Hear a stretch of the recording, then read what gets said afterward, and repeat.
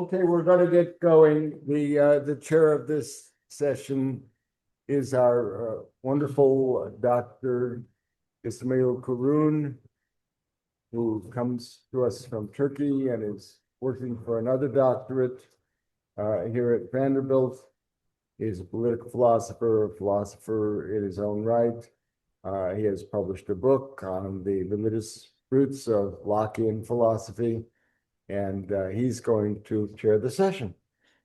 Thank you, Len, for introducing the introducer, who is me.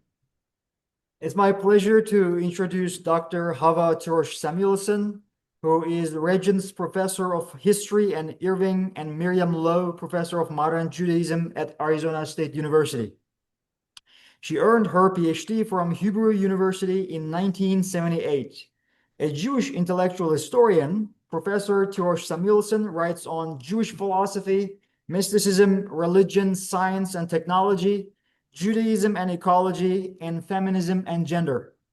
In addition to many books, many journal articles and book chapters, she is the author of 4 books. The award-winning Between Worlds, The Life and Thought of Rabbi David Ben Judah Messer Leon, published in 1991, Happiness in Pre-Modern Judaism, Virtue, Knowledge, and Well-Being in Pre-Modern Judaism, published in 2003, and Religion and Environment, The Case of Judaism, published in 2020, and lastly, the forthcoming Jewish Environmentalism in the Post-Secular Age, Earthly Spirituality, published in 2020, will be published in 2026. Professor Tirosh-Samuelson is the editor of 8 volumes, including Judaism and Ecology, Created World and Revealed Word, published in 2002, and The Future of Jewish Philosophy, published in 2018. Professor Tirosh-Samuelson is also the editor-in-chief of the Library of Contemporary Jewish Philosophers, published between 2012 and 2018. This is a series of 21 books that features outstanding Jewish thinkers today, including our own Professor Len Goodman. Today, the title of our talk is An Environmental Maimonides, Nature, Torah, and Virtue Ethics. Professor Tirosh-Samuelson, the floor is yours. Thank you. It's all right.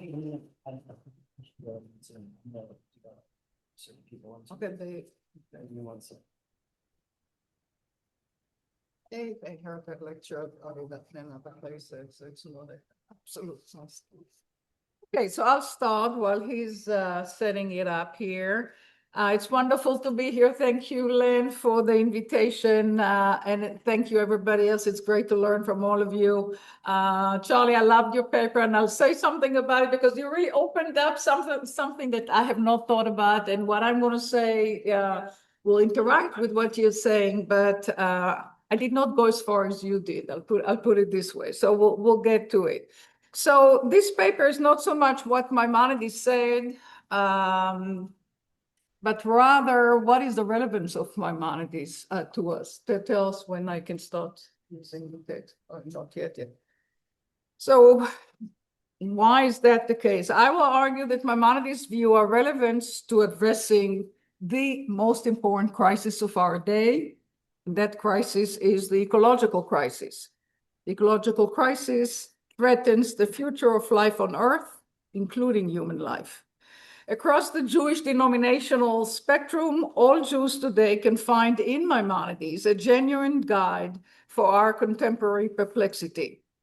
How should we interact with the natural world without destroying it? Got it? Everybody should see this now. But I will just use this, right? Okay. So how should we interact with the natural world without destroying it? How can we express human intellectual power without falling prey to human hubris? How are we to be scientifically informed about nature while remaining loyal to the values of the Jewish religious tradition? Maimonides, as this conference already showed, I would say, remains our faithful guide. And if I'm going to use the language of the Zohar, he's our faithful shepherd, Araya Mehemna, or Haroeh Ne'eman in Hebrew. So why is Maimonides, it's not moving there.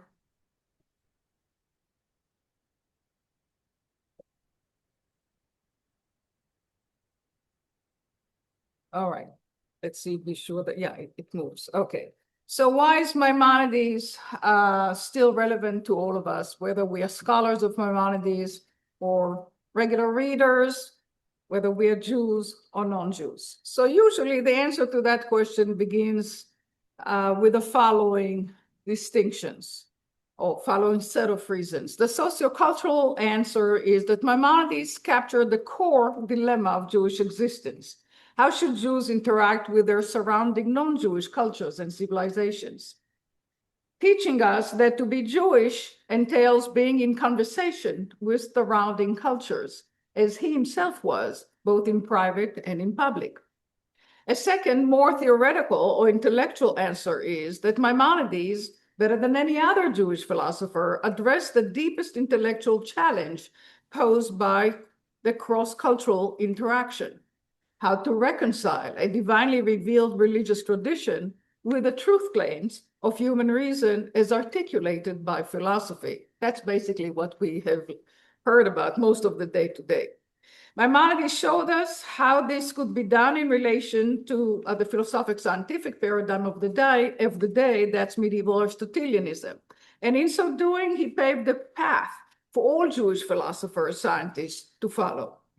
While philosophical schools changed over time, the need to reconcile seemingly conflicting truth claims of Judaism and of philosophy/science persist, requiring us to confront this challenge anew in every generation.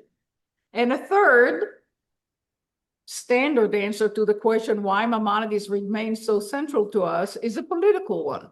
Maimonides showed us how to respond to conditions of persecution, requiring us to figuring out how political circumstances and political power, or lack thereof, dictate what we can and cannot safely say, or how to modulate what we say, especially in public, if we are to protect our lives. And that's basically Strauss. That's where you put Strauss, Leo Strauss's position. It's in number 3. And we have to keep in mind that Strauss himself was a persecuted Jew, right? The person who had to leave Germany under the Nazi regime. So keep that in mind when we think about Strauss.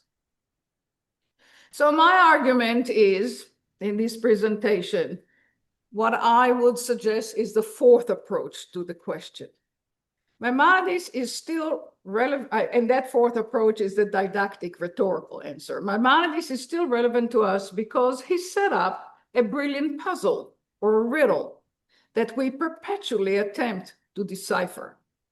This was not a frivolous, mind-bending philosophical paradox that defies solution, nor was it a mere clever attempt to signal skepticism about human knowledge. Rather, Maimonides is so relevant to us because he truly was Moshe Rabbeinu, namely Moses, our teacher, who patiently, methodically, and caringly set up didactic mechanism that invites us, generation after generation, to engage in interpretive activity so that enable us to gain a better understanding of ourselves, of our values, of our priorities, and our commitments. How did he do it? By deliberately choosing rhetorical devices that create a veil of ignorance, inviting his readers to remove that veil through the act of interpretation. This was, again, as I said already, not a gimmick intended to hide his philosophical intentions for political reasons. That's what Strauss told us, but a genuine invitation by a master teacher to grapple with what matters most to Jews, be it in his own day or in future generations. What matters most in this interpretive project is the very act of reading and wrestling with a text that can support numerous interpretations. And that's what we have learned in this conference. People come up with different interpretations of the same text, of the same part of the God, of the same issue. So here's what I propose to you, that we should treat Maimonides as a Rorschach test. How we read and interpret the guide exposes the identity and preferences of the reader more than the original intent of the author. That's my argument. And last night, those who were in dinner last night saw it in action when we have a conversation between Ken Siskin and Len Goodman, and we saw different readings of Maimonides, each very plausible reading, and yet not necessarily an agreement between those two readings. So this is also true for my own reading of the guide. I read Maimonides' guide for its ecological wisdom and its environmental implications. And my interpretation is motivated by the deepest existential challenge of our day, our ecological crisis. Reading the guide for its relevance to our environmental challenges is not unlike the way the Jewish feminists have read Maimonides for gender, to use Susan Shapiro's phrase, to read for. So to read for doesn't mean that we ascribe to the past thinker our own views, or conversely, that we criticize the past thinker for failing to hold the view we cherish and wish to promote. To read for means that we understand the past thinker on his or her own terms and in his or her own sociocultural context, but that we also recognize that the past thinker has important insights that are relevant to our own conundrums. So our problem is this. These are just some of the images you have seen in many forms, one way or another. And that's my claim, that today human activities brought about massive degradation of wetlands, of estuaries, of coral reefs, of rainforests, causing the loss of species diversity. Today, when issues of justice emerge between members of the current human generation, as well as justice between the present generation and future generations about finite resources. Today, when we struggle not only with oceanic pollution, species and habitat loss, and the spread of deserts, but also with increasing concentrations of greenhouse gases that bring about rising sea levels, the flooding of islands and coastal settlements, the shrinking of glaciers and ice caps, and frequent and intense weather events such as hurricanes, droughts, and wildfires, and the migration of millions of affected people and numerous species to less inhospitable habitats. In that situation, the legacy of Maimonides is relevant, I would say, more than ever before. So I present Maimonides to you as an environmental thinker. Does Maimonides' guide offer us a Judaic response to the ecological crisis? My answer is a resounding yes. In a nutshell, my argument is that even though the science of Maimonides' day is now largely obsolete, Maimonides' scientifically, that is to say, biologically grounded virtue ethics is a meaningful approach to the eco-crisis because it teaches us how to cultivate a personality type that will treat the natural world properly. That is to say, with loving kindness, justice, and righteousness. Chesed, Mishpat, Utzdaka, which is, of course, the end of the guide, as Maimonides teaches at the very end of the guide.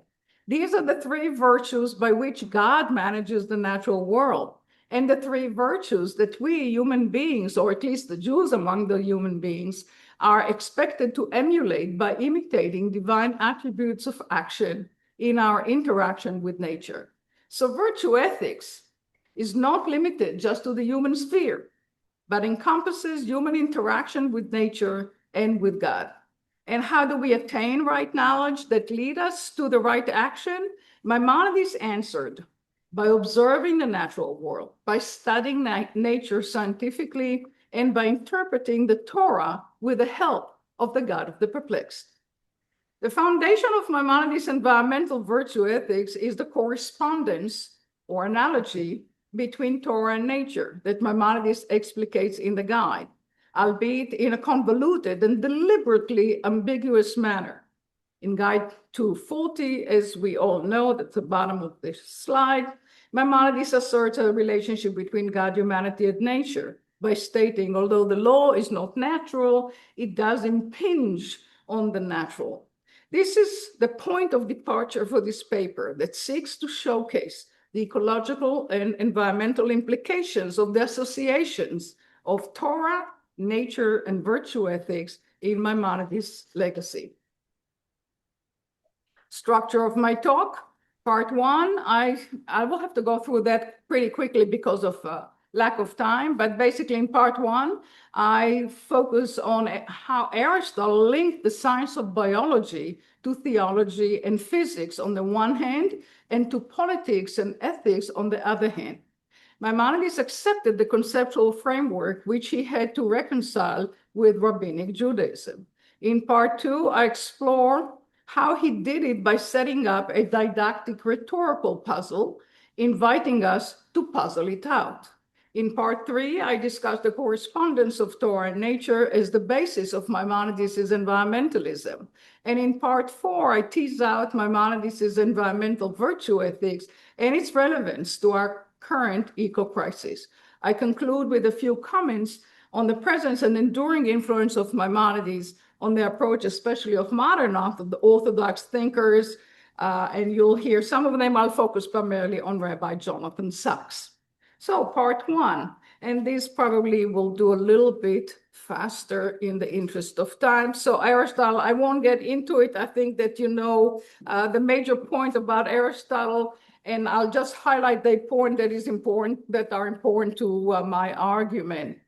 The point to keep in mind, as David Walsh already said a while ago, Aristotle's biological works offer what is probably the earliest and the most comprehensive systematic scientific treatment of nature in a variety of biological form prior to our own. Aristotle left for posterity an extended account of the structure, function, development, and taxonomy of biological forms, as well as an explicit methodology for the proper study of living things.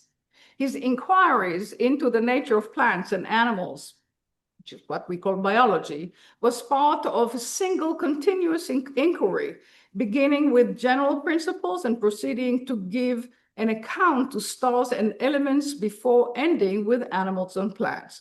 So the conception of science roots natural science or physics in theology or first philosophy, namely the study of divine things or gods, which serve as those divine things serve as final causes. Note that in Aristotle's empirical investigation, the study of divine things and the study of animals is continuous. That's the key word. So when we study divine things, we literally study living things. And when we study animals and plants, we literally study divine things. Although Aristotle treats the science of divine things, namely theology, and the natural science of the stars, namely astrophysics, and the natural science of animals, that is biology, as separate sciences with different objects and different principles, these sciences overlap. So here's the main point. Aristotle invoked biological principles to explain certain phenomena in the heavens, and he invoked theological principles to explain biological phenomena, including animals and plant reproduction. So I'm not going to get into people here do know the biological works of Aristotle, so we'll go through quickly. These are some of the books that I've used and I highly recommend, especially the second one from the right. Aristotle's Biology. I actually have this book here with me. It's a wonderful collection of where the study is of Aristotle's biology today. But that kind of research is indebted to two books on the left side of at least my left, the two books, one, The Philosophical Issues in Aristotle's Biology, and the next one, those are kind of a foundational text in the conversation about Aristotle's biology. So I'll have to go through this a little bit quickly, but my main point is that divine life is the starting point for the existence and motion of all living things, as much as it is also their final cause, namely the thing for the sake of which they exist. The biological conception of the gods explains the variability of motion of the fixed stars, the planets, sun, moon, and earth, as well as the mobility of animals and the immobility of plants. In short, the final cause of all plants and animals is both theological and a biological principle. And that's what I want you to keep in mind. Now, with that, again, I will go here a little bit faster. Here, you don't need an explanation because you all know it already about the unmoved mover. So I'm not telling you anything in this slide that you don't already know. But I think the main point I would like to highlight is that the unmoved mover is a living reality. And we kind of forget it. And I think we forget that that God is, the unmoved mover is living, because mainly, I think, because Wolfson told us to think about that language in a different way. Harry Wolfson, of course, I refer to. And if you remember, he talked about God as, how did he call it? I think he used something like an autistic person or something like that. Somebody who's just absorbed in his own mind without thinking about anything outside himself. But that's not really the proper metaphor, I think, to what's going on here in Aristotle. So this is, you're all familiar with the ladder of nature, the Scala Naturae, that you all know that, kind of the hierarchical understanding of Aristotle's biological world and where the humans fit in. And here, of course, is how, and again, we have to go through this fast, but basically how the way you study the natural world and how to think about God are all, of course, related. So Maimonides, my point is that Maimonides adapted Aristotle's natural philosophy, in which biology, philosophy, theology, politics, and ethics were inherently intertwined. And they are intertwined within a teleological framework. Maimonides had a thorough knowledge of Aristotle's natural philosophy, and by that I refer not only to the works on physics, but also to the works on biology. In his medical aphorisms, Maimonides cites Aristotle's treatise on animals, which was the medieval term for a trilogy of Aristotle's work known today as Historia Animalium, parts of animals and generations of animals. Note that the relationship between physics and biology, the transmission of Aristotle's legacy, is more complicated than this brief comment, and that, I have to say, requires some explanation. So now this is a briefly kind of historical how shall I put it? The important point is how the Hellenistic readers of Aristotle transmitted his biological works and what happened to that in that transmission. And the bottom line in that transmission is that, especially from the middle of the 3rd century, from 250 to roughly the beginning of the 6th century, especially the Roman philosophers, and you have the list of the relevant Roman philosophers: Plotinus, Porphyry, Iamblichus, Proclus, Philoponus, and Simplicius, how they were committed to Platonism. That's the problem. We have a real problem in the transmission of Aristotle. And the bottom line of it is that physics will become dominant and biology will be excluded. So there's kind of a deprivileging of biology going on in the transmission in what is called the post-Hellenistic period of the reception of Aristotle. And once we get the story of Plato, so the Neoplatonism, of course, we cannot think without Plato. We have to get into our historical awareness the fact that for many of those people, it was Plato's Timaeus that was the culmination of the study of nature, not Aristotle. So Aristotle's study of nature, basically the argument was by these philosophers that Aristotle kind of went overboard a little bit as far as his biology is concerned. And what happens is that you have to privilege Plato over Aristotle. Now, in many ways, I think that Plato's position is much more easily reconcilable with biblical creation narratives. So the rabbis too, I would argue, I'm not the first to argue it, of course, the rabbis too privileged Plato's Timaeus, or look at Timaeus as a way to read what's going on as far as the origin of the natural world is concerned. And that I believe is the beginning of the problem that we have come to know as the Athens versus Jerusalem trope. So this is it. This is, of course, what all of us here in this room are familiar with, but I think it has to do with the way that the tradition made available to us the body of Aristotelian knowledge. So the bottom line is that when you get to Maimonides' time, you kind of do physics without biology, but that's not Aristotle. Aristotle was very much all about biology. So that's kind of quickly, I haven't done justice to it, but I have to move on. So second part focuses on what I would call this didactic puzzle that Maimonides gave us. So my point here is that Maimonides said a puzzle in order to address this challenge that all Jews, I think, in all periods, including our own, will have to face and have had to face. He sets up a puzzle in the Guide of the Perplexed, and by doing so, he's not doing something that other medievalists didn't do. Riddles, puzzles are very, very common in medieval culture. And it's a cultural practice. It could be artistic, linguistic, but you can do puzzles and riddles just for recreational purposes.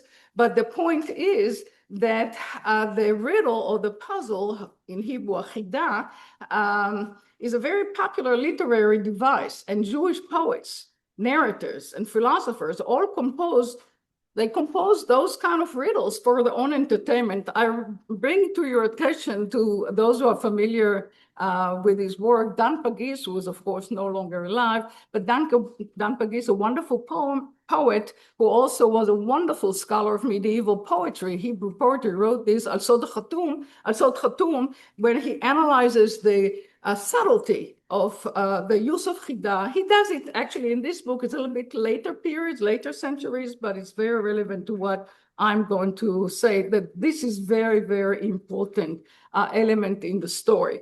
So my point is that Maimonides constructed a code, and that code is used to decode the Torah. So the Torah itself is a puzzle.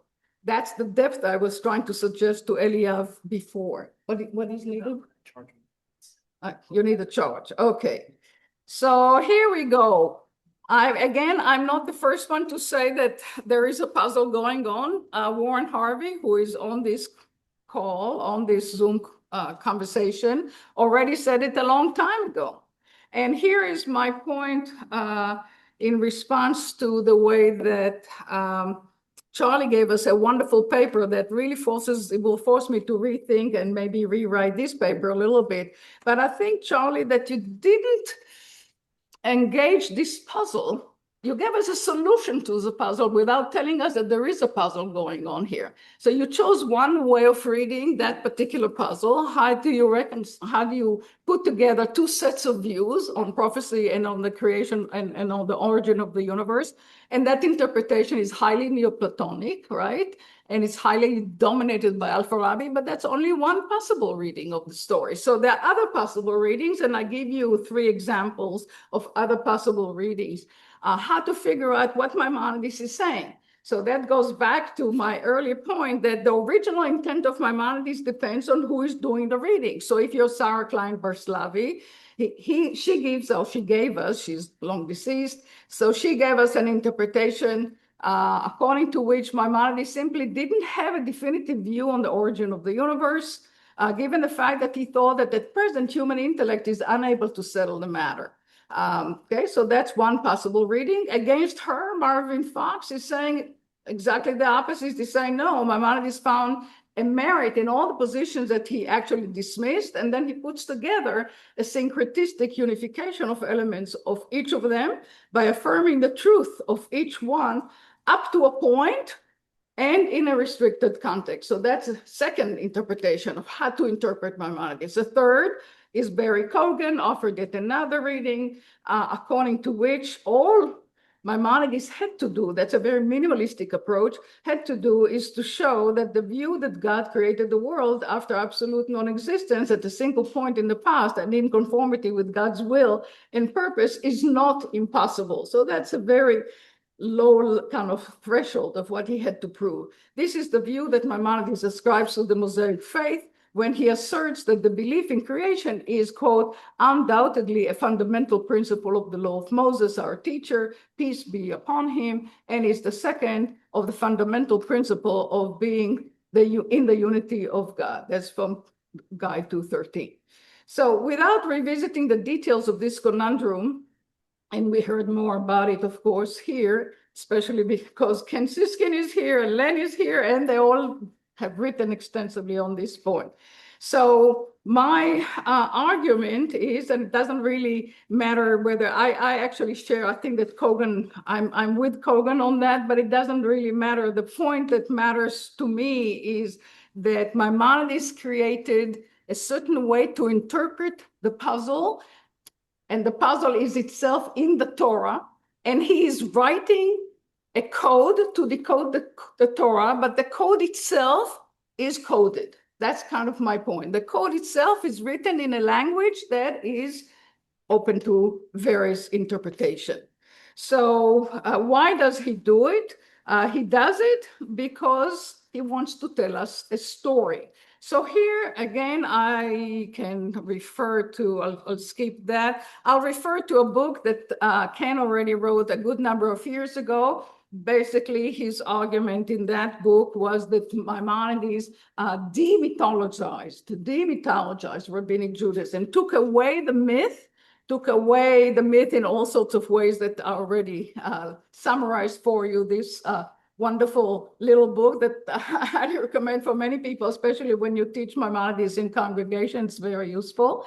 So Maimonides identified the will of God with God's wisdom, limiting the freedom of God and that which God knows. He interpreted creation in the image of God to mean that the intellect is the essence of man, and so forth and so on. I think that most of the stuff we already covered this point in this conference already.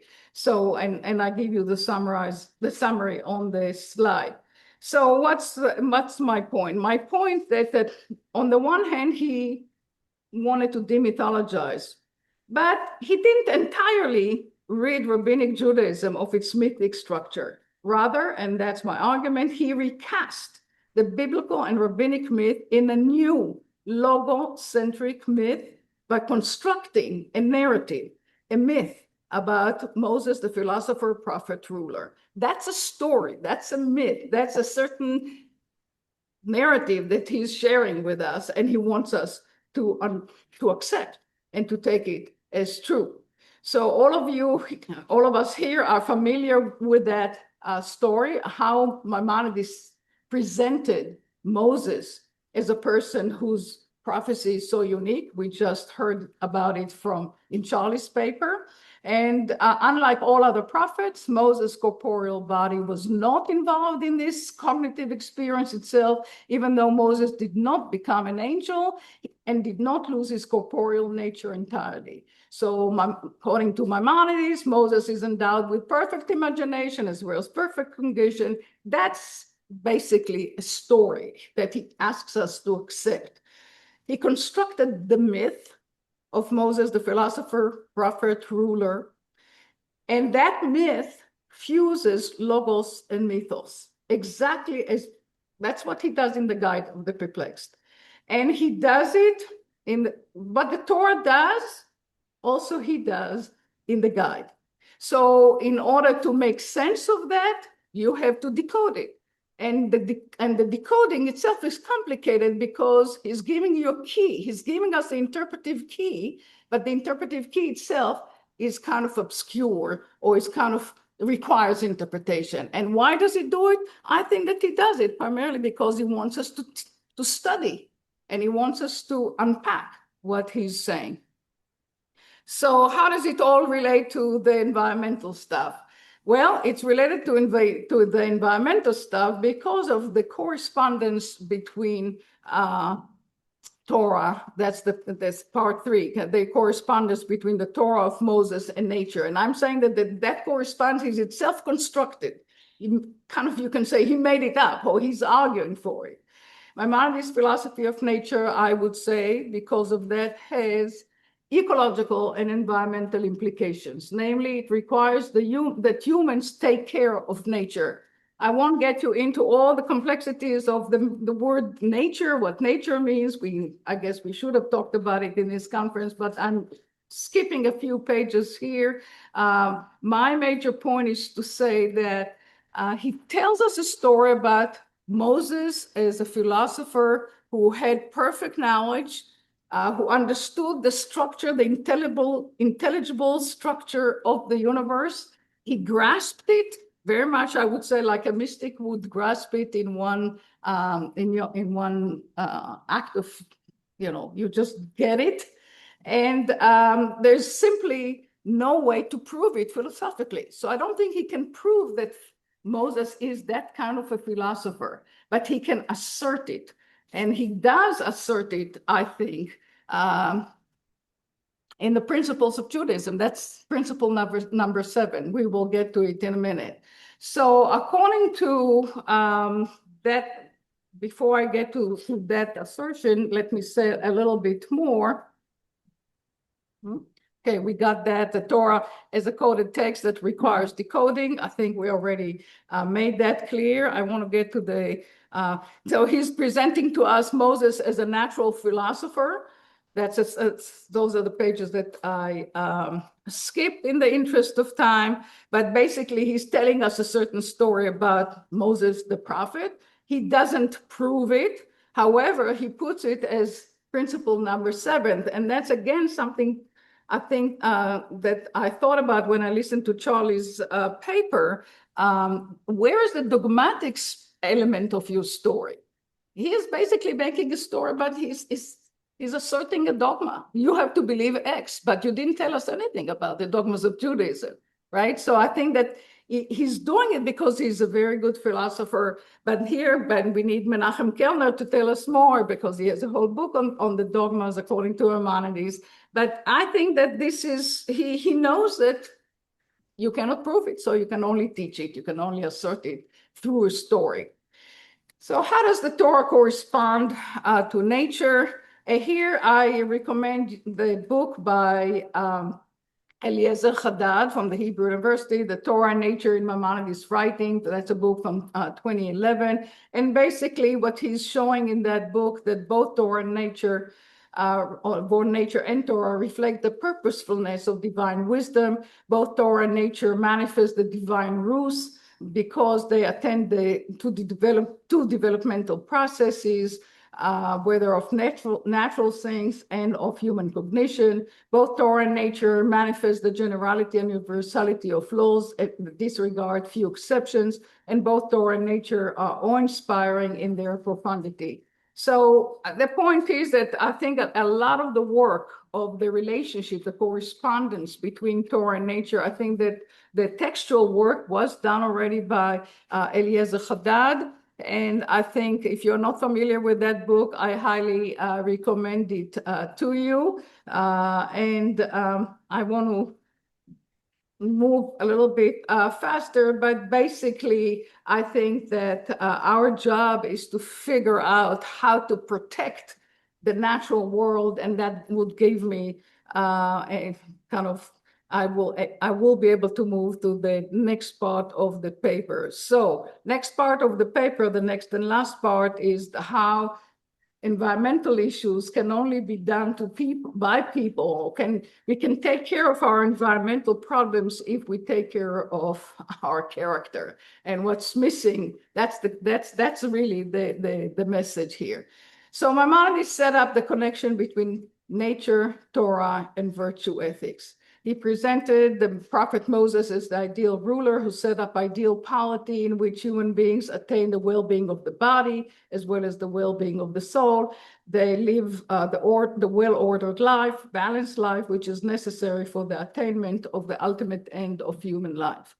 So again, here, all of you are good Aristotelians. I don't need to explain what does it mean to, what does virtue ethics mean for Aristotle, but basically he takes the Aristotelian approach and he adapts it to his own system.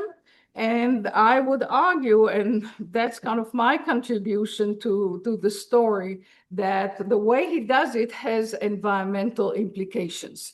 So what are the environmental implications? The environmental implication is that nature has intrinsic worth. So you cannot do whatever you want to do to the natural worlds. There's a requirement of respect for nature. Len Goodman has written on it a very long time ago already. The world was not created for the sake of humans alone. Every created being demands respect because it is divinely created. So the point of the major message, I think, is quite clear. We have to take care of the created world because it was created by God. And that's why that's one argument why creation makes more sense to him, philosophical, but also theological, than the opposite position of eternity. So I would move toward the end. What does it mean to care? In order to care, we need to develop the character traits, the right virtues, the right character traits that enable us to be kind of good gardeners or good shepherds, as I called it earlier. And for that, I kind of give you a list of what does this creation care really mean. What are some of the elements of this creation care? And I mentioned this particular phrase, creation care, because that is usually something that people think only Christians are concerned with creation care. It's considered a phrase that is associated only with Christian environmentalism, but I think that's not the case. That's very much the message that Maimonides wanted to share with us. So here are some of the books on the on environmental virtues. And if you're not familiar with them, I highly recommend the two books at the bottom, the Dirty Virtues. That's the first major book by Christian scholar, a Dutch Christian scholar, who actually gave a very long list of how many virtues are involved in environmentalism. Much shorter analysis, but the books next to it is also a very important element, a very important contribution to the discourse on virtue ethics. I use the book above by Brian Trainer, and plotting virtue is important because that's really what I'm saying about Maimonides. There's a plot, there's a story. You tell the story about virtue ethics and how it relates to the natural worlds. So in virtue ethics, the right action is the action that the virtuous person itself would adopt. Environmental virtue ethics means that the right action toward the physical environment flows from the stable states of character of the virtuous person. By reinterpreting rabbinic ethics through the prism of Aristotle's virtue ethics, Maimonides taught us to see that virtue lies in the mean between extreme excesses and deficiencies. So the wise person who possesses moral and intellectual virtue is disposed to act in the middle path, in the middle way, by cultivating humility. That's one example. So the main, okay, I'll go back here. The main virtues, of course, are humility, modesty, compassion. All of those, which of course good old rabbinic virtues, are very important in environmental behavior, and others you can also add to the list: simplicity, generosity, faithfulness, the list can go on and on. It's really not only those six, but my point is that if we adopt that kind of approach to virtuous life, and we see the relevance of all of them to environmental issues, we will be in much better position as far as our problem of today is concerned. So this is just when you want to think about what ecology means. Humanity today, as we know, is massive. This ecological crisis, scientists who specialize in the science of ecology tell us, but unfortunately today, where we are today in America, some people are claiming that the science of ecology is not to be believed or is not to be taken seriously. And that really feels awful to me, especially because the head of the EPA today happens to be Jewish. That's really problematic as far as I'm concerned.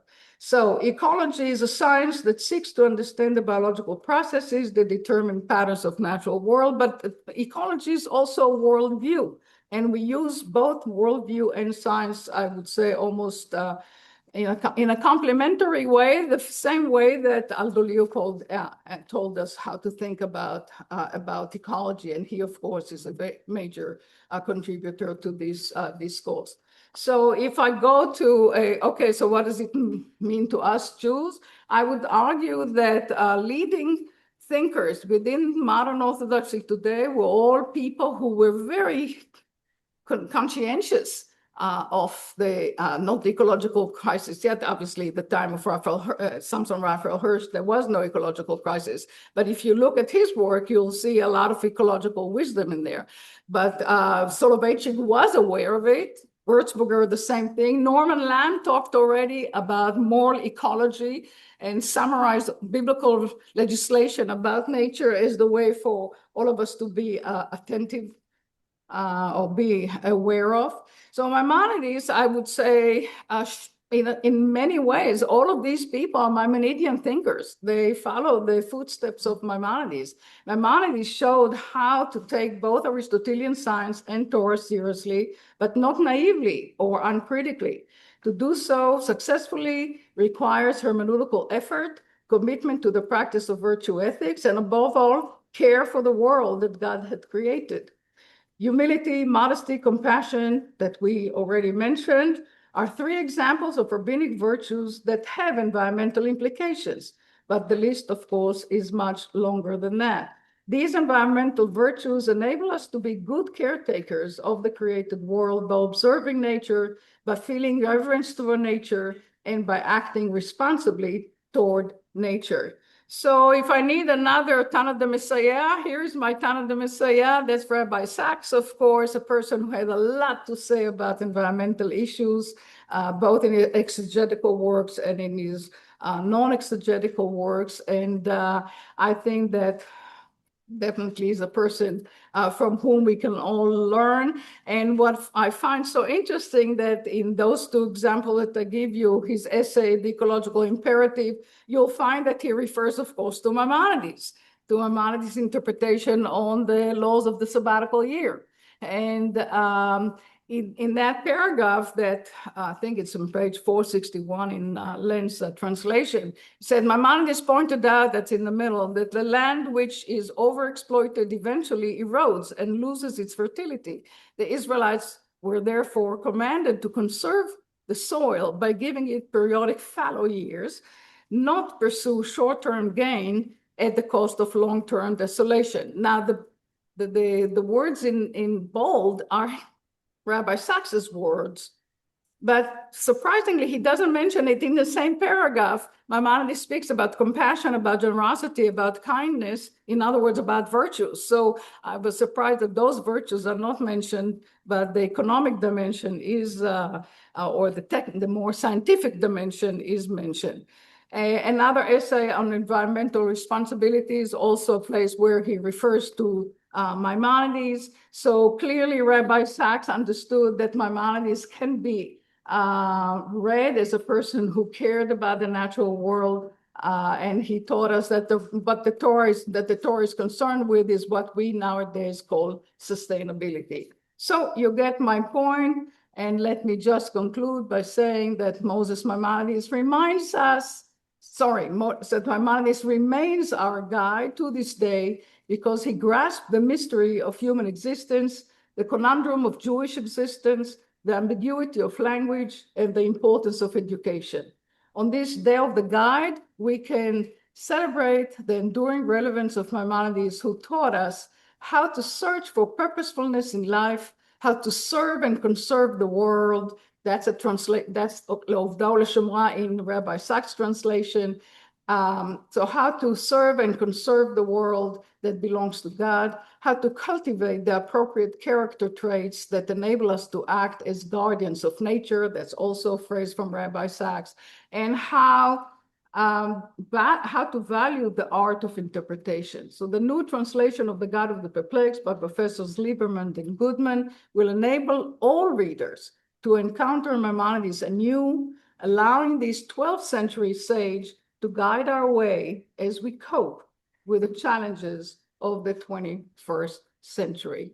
So, thank you very much. I think we can take a few questions. Charlie? First of all, thank you so much for the paper. I wanted to then talk about the latter part of the paper. I want to go back to the question about the myth of Moses. I think the philosopher dropped it. Because the question in my mind is whether Maimonides thought that his depiction of Moses was a myth, or whether he really believed it, right? So I take what you're saying about kind of the assertion, right, of Moses having stature, that it's something that can be proven philosophically. I think that's right. Although I would say that he, again, based on like Al-Farabi, how he would believe this really was something, one thing, and the opinion of the person. So the question again is, when Maimonides is writing about Moses, is he self-consciously constructing a myth? Or is he really did believe that Moses is made this kind of statue? I think from our perspective reading it today, it's hard for us to believe that he really believed that Moses was great of the time philosophers. But it's difficult to easily possible. So this is, how shall I put it? So that's why your paper was kind of shattering to me a little bit, because what you're saying is let's focus beyond the Torah. Let's focus on the Messianic age. That's where the action is. And everything less than that is basically kind of the dress rehearsal, something like that. And I didn't think about that before. So you're right. For me, the Torah is the end of the story. We have the Torah, and now what do we do with it? How do we interpret it? And so that's the way I tell his story. It's a puzzle, and he requires us to get into the puzzle and figure it out. We're never going to agree on a particular reading of Maimonides. This is what this conference shows. But that's the benefit of the greatness of Maimonides. And that's why, to go back to Eliav's paper, that's why I suggested that in Eliav's paper, in a sense, simplicity is the best, but maybe not. Maybe what you need is exactly the opposite. You need not obscurity. Obscurity is the wrong word, but the opaqueness. Poetry is opaque. Poetry allows for many interpretations of a particular line, particular word, particular phrase, whatever. So what he knew or didn't know, I'm speculating too. I cannot prove what I'm saying. But it seems to me that the puzzle, the very fact that we are puzzled, that this is the mystery, this is it. It's all about, בעברית היינו אומרים, זה על סוד, או הרז, כן? הרז, the fact that you have something that you cannot really understand, and you cannot really figure it out. That's exactly what the Kabbalists are telling him, or telling him after he's dead, in a sense, saying, yeah, there is a mystery here that you cannot figure out. And he's saying, let me give you a way to interpret it. So I like to keep the veil of, there's a veil here that we need to get in there, and we need to swim in that environment to figure out what he's saying. I don't know if it answers your question, but that's, if it's too simple, that's why I don't like analytic philosophy. But if it's too simple, it's probably too simple, because the reality is not simple. Definitely not the reality of God, but. Eliav has a question. Yeah, thank you so much for this. I want to ask you about the methodology of reading form. And I'll do that by way of adopting a position, and I'd like to ask you how you would respond. So let's say I read the guide, and I see, Maimonides talks about nature as a means for getting as close as we can to understanding not God, but God's actions in the world. And I read Mishnah Torah, and I see that when Maimonides talks about Shemitah, the sabbatical year, he says something like, this is actually good for agriculture because it doesn't erode the land. So there's actually kind of instrumental reason that humans should embrace the practice of Shemitah. It's good for us too. And then I go back to the guide and I read more of it, and I see that Rambam talks a lot about the Nabatean agriculture. And he has a lot to say about this agricultural society that seems to divinize elements of nature. And what he sets out to do in the guide, as I'm reading it, is to sunder God from nature, to not identify God with nature. You can only perceive God's actions. So transcendence, the Yes. issue is transcendence. And let's say that I walk away from this reading of the Torah and the guide with the notion that actually my Maimonides project is to establish a kind of firm divide between God and nature, and to suggest that nature is instrumentalized for human use. That even Shemitah, which on perhaps a simple reading of the Torah seems to suggest a kind of veneration for nature on its own, actually that has even an instrumental benefit for human use. And the same with Maimonides' insistence that nature itself is not divine. How do you, in a kind of, and then let's say I use that reading for to justify all sorts of extractive practices. I want to do more offshore drilling. I want to do more, logging, all sorts of extraction of resources from the earth. Because after all, Maimonides shows that nature is an instrument for human use. It's an instrument fundamentally for humans to understand God. So how does your approach counter that alternative reading form? Yeah, so it's basically asking you, what you're asking me is, if we take a poem, is there one preferred reading of a poem? Does the poem justify a particular reading, right? A rather than B, rather than C, okay? I think that's in a sense, so reading Specifically, if I may, I'm specifically asking, on the reading 4. yeah, and specifically, if you choose to read a poem in order to have a normative program based on it instead of a kind of historical contextual reading of it, then what makes it possible to make one? Yeah, more compelling? It's a very good question.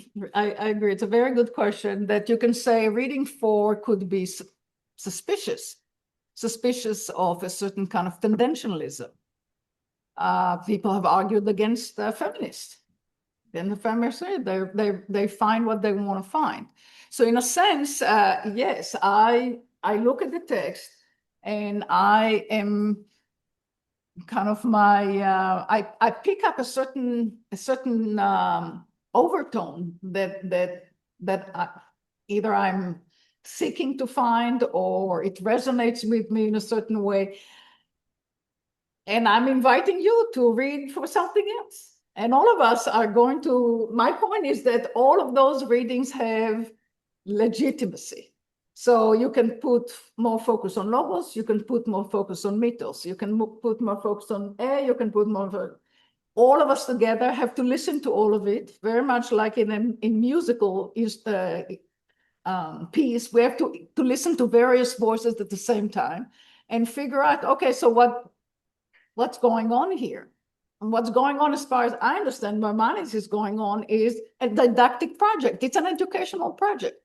And he's saying, listen to this music rather than to this music, because this music will get your life ultimately toward happiness, ultimately toward the love of God, right? And so forth and so on. So I don't think that I can resolve the problem. You can argue against me that I'm overemphasizing the environmental dimension.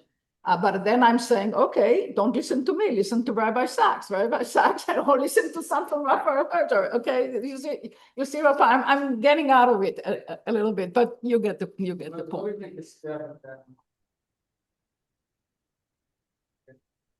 But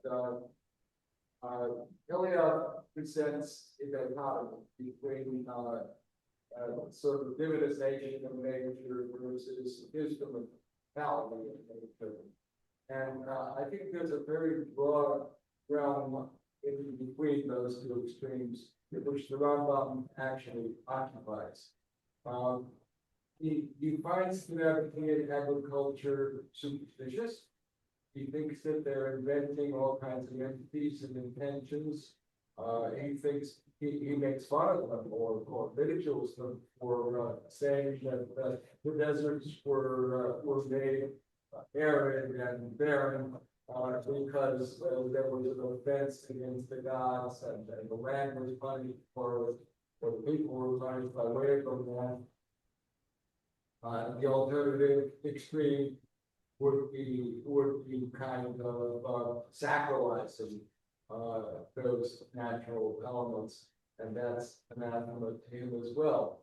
But think about what lies in between, respecting the land, recognizing that these animals are useful, not abusing them, not overtaxing the soil. That has both practical and spiritual meaning and value. He thinks one of the boldest things he said, not to mention in our all-day conference, one of the boldest things he says is that these promises of the rewards for keeping the commandments were given as an alternative to what the pagan priests drummed into the heads of the people. That's his expression. By saying that they had to do these things or else the crops would fail and the fruit would fall and all those terrible things would happen. He thinks that some of those promises in the Zohar are that kind of rhetoric designed to threaten the people with fanciful worries that they have on the level that they're operating. I think those things need to be taken literally, but there are both intrinsic and instrumental reasons for respecting the produce of the land, for respecting the land itself, for respecting the animals, and he gives the example in terms of Shita of not causing undue harm. Oh yeah, you gotta eat meat, okay, so you gotta eat meat, but make it an easy death if you can, but economical enough so that the householder or the housewife can accomplish it without having to buy some elaborate equipment like a guillotine. He's got this huge middle ground in there between divinizing and exploitative, get everything out of it you can. That's where he lives, and that's where he thinks the Torah is. We learned earlier today, quite rightly, that he thinks that part of the perfection of the Torah is when it says settle ground, not to risk, but not to but not to lax. In between, it goes through. It's a very large area, and it's defined by the opposition of those because they are extreme. So you're suggesting that there's a broad range that we can read Maimonides in.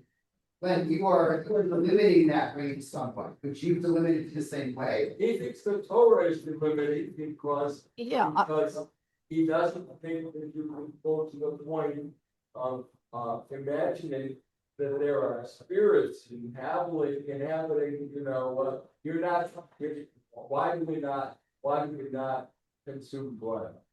We don't want to be commensal with those demons that ancient pagans regarded as inhabiting the blood or consuming the blood. On the other hand, we don't refrain from eating meat. He thinks that people need that. And somewhere in between, that's where he believes the Torah lies. But I need to answer Philip's question.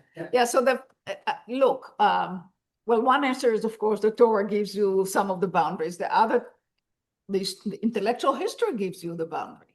So we are talking about Aristotle. That's part of an historical process. That can also be responsible. Eliot, that there are. The issue is not boundaries or not boundaries. Everybody who wants to read Maimonides, I'd say, let's read Maimonides. Let's see what works. That's what interpretation is all about. When you read a poem, any kind of poetic text or any kind of novel, you can have very large. Think about Kafka. Think about Shakespeare. There are many conflicting readings of Shakespeare. Let's take care. Let's take that as an example. What am I saying? Oh, this reading is excluded, from the beginning. No, I would allow varieties. Today, for example, there's a lot of race-based theory related to that is applied to reading Shakespeare. Should I say no? That's I shouldn't talk about Shakespeare in those terms. I shouldn't talk about Shakespeare in terms of gender. I shouldn't talk about Shakespeare. You see the point? So we'll get into it and we'll debate it. That's what we're doing in this. Please join me. Welcome.